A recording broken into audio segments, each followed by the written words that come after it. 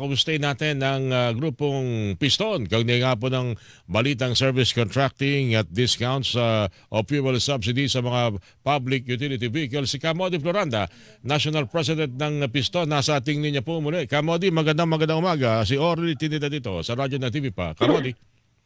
Magandang umaga po, Sir Orly, at siyempre sa ating mga taga-subaybay, magandang umaga po sa lahat. Ilang mga driver at operator po ng Piston ang inaasahan natin makikinabang dito sa sinasabing service contracting, pati na rin po yung fuel subsidy sa public utility vehicle. Camody. Kung totoo yung sinasabi ng administrasyon ng usapin ng service contracting. By April 15 daw ito Camody, April 15. Ang ano po dyan ay paano nila i-implement. Dahil ang naging malaking problema ay dati pa naman yan, yung service contracting ay minimal din lang. Hindi naman talaga totally lahat, yung inaano ng gobyerno. Ngayon, kung ang gagawin ng gobyerno, yung buo, batay doon sa datos mismo ng LTFRB na 128,870 ng mga traditional jeepney, kung ito ay lahat, ay malaking tulong, hindi lamang sa hanay ng mga driver at mga operator, kundi sa ating mga commuters. Pero siyempre, ang pinakaano niya, Sir Orly, ay gano'ng katagal din, at ang pinakaano niya ay sa buong bansa ba yan? Yung isang inaano natin. Ito initially, Camody, ang binabanggit ng pamahalaan, of course, ang mag-initiate ito yung DOTR, Metro Manila muna by April 15. Eventually, parang sa mga programa rin pang cash assistance o cash aid, susunod ang mga sa labas ng Metro Manila, hindi din lahat ng ruta, kung hindi yung mga ruta patungo sa mga major thoroughfare, major mass transport like tulad ng mga tren at ng mga bus carousel, Camody. Yun ang binabanggit sa mga report. Opo nga, ang sa atin ay ang apektado naman ng mataas na presyo ay hindi lang naman dito sa National Capital Region. Hindi lang pilimpili. Kundi sa lahat na sa buong bansa, no? Kaya kung mag-i-implement talaga sila ng ganyang programa, dapat sa buong bansa kasi yung apektado ay buong bansa yung apektado nga nitong crisis sa usapin ng industriya ng langis. Kaya ang sa atin ay kung talagang kaya ng gobyerno na usapin nga nila, kaya tinutulak nga po natin na kung talagang seryoso ang gobyerno, mas dapat talaga yung buwis, yung pakialmaan yung galawin ng gobyerno para hindi lamang yung sektor ng transport yung makinabang, kundi nga yung buo.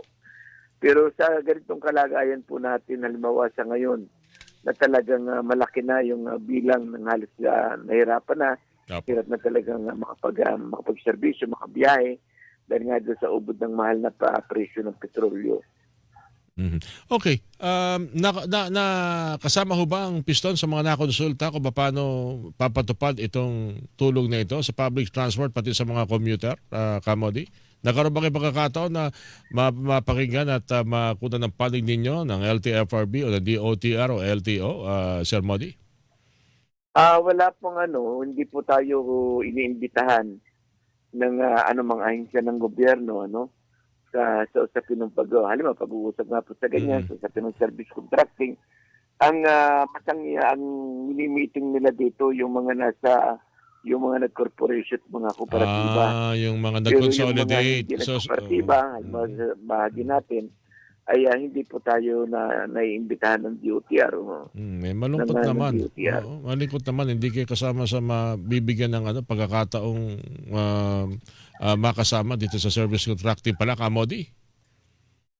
Opo, hindi rin malinaw sa atin. Kaya talagang sabi nga natin, kung kaya nila magbigay halimbawa ng service contracting, ay gano'n din katagal. Kasi yung kung namomonitor din po namin, halimbawa yung mga nakalipas, yung mga nakaraan na service contracting, meron tayong namomonitor na mayroong isang bus company din na nagsasabi na may utang pa ang gobyerno na halos nasa 15 million na hindi nababayaran ng gobyerno.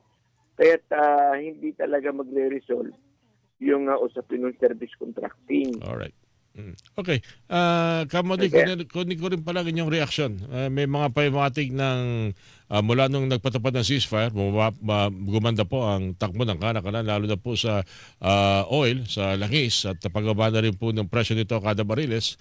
Mukhang may napipintong rollback daw by next week. Sana nga lang malaki-laki sana at hindi yung papiso-piso, padala-dalawang piso lang.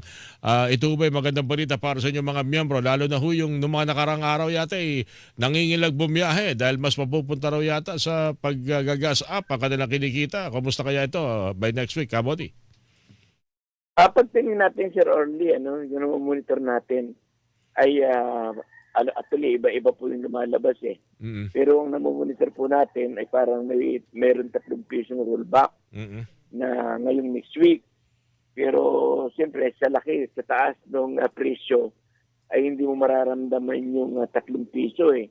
Dahil sa ngayon ay nag-ano na tayo sa 165, naglalaro na tayo sa 170. Sa ibang mga region ay nasa 185 na, no?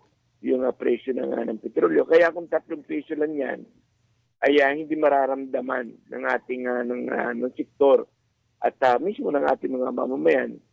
Kaya sinasabi nga natin, nag-rollback sila ng 3 piso, ay kung nasa 165 o 170 naman yung presyo, ay halos ganun pa rin yung epekto. Alright. Kamodi, maraming salamat at magkakumusta ulit tayo. Salamat po sa inyo binigay ulit pagkakataon. Opo, salamat Sir Orly. Ingat po. Ingat din po kayo. National President ng Grupong Piston, si Kamodi Floranda, ang inyo po napakinggan. Buena Manong Balita. Nasa kabilang linya naman. Hilingan, walang pinoprotektahan.